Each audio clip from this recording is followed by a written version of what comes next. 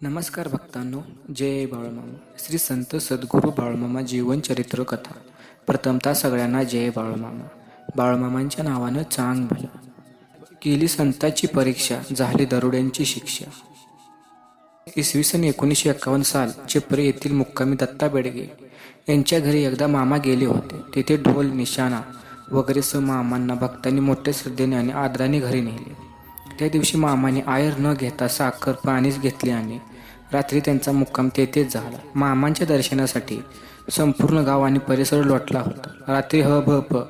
आळतीकर यांचे कीर्तन व भजनाचा कार्यक्रम झाला. स्वतः मामा भजनी रंगले होते. ते स्वतः रामनामाचा गजर करत होते. त्या दिवशी रात्रभर स्वयंपाक चाललेला आणि सकाळपासून जेवणाच्या पंक्तीच्या पंक्ती उठू लागल्या. हजारो माणसांनी देवाच्या खिरीचा प्रसाद घेतला. त्यावेळी तंबाखूचे व्यापारी असणारे बापू पंडित आणि त्यावेळचे सरपंच असणारे पाटील हे मामांना पाहावयास आले होते. या व्यक्ती गर्वाने तेथे आल्या होत्या. मामांबद्दल त्यांची भावना शुद्ध नव्हती. मामांचे परस्पर लोकांना लुबाडणारा धनगर अशा शब्दात मामांची टिंगल ते करत असत. मामाजवळ आल्यावर बापू पंडित मामांना म्हणाले, मामा तुम्ही देववर्षीपणे करता नव? मग मी 10,000ची तंबाखू खरेदी केली आहे. यात माझा नफा तोटा कितीचा होईल ते सांगा बघू. आपली कुचेष्टा करण्यास आल्याने मामा चांगलेच ओळखत असत. तथापि बापू पंडित यांची हेतू जाऊन मामा त्यांना म्हणाले, मला धनगराला यातलं काय कळते बाबा?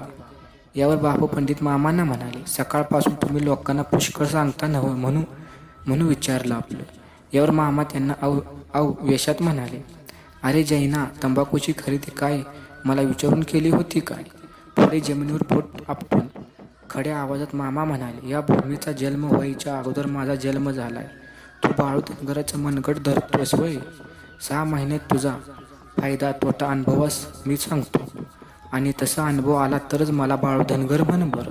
मामांची सडेतोड परखड भाषणामुळे गर्वाने आलेले ते दोघे गप्पच राहिले. त्यानंतर मामा भोजनाला उठले. मामांच्या भोजनानंतर भक्तांनी मामांना प्रेमाने बराच आयर केला. भक्तांना आशीर्वाद देऊन मायाप्पा बेडगेसह मामा त्या प्रवासी मोटारात बसून परतीच्या प्रवासास निघाले. साधारण अर्धा किलोमीटर अंतरावर गाडी गेली असेल. मामा मायाप्पाला खास म्हणाले, त्या जैनला सांग बाळू धनगरांना सांगायला सांगितले. 6 महिन्यात त्याचा फायदा तोटा हमखास दाखवून देईल. पुढे 6 महिन्याच्या कालावधी होण्यापूर्वी सशस्त्र दरोडेखोर बंदुकीचे बार काढीत व्यापाऱ्यांच्या घरी आले.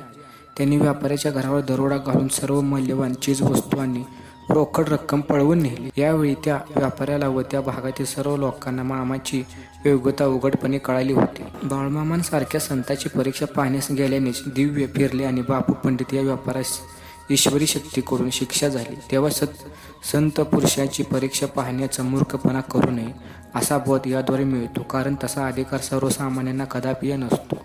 बोला बोला बाळूमामांच्या नावानं चांग भलं, मेंढी माऊलीच्या नावानं चांग भलं.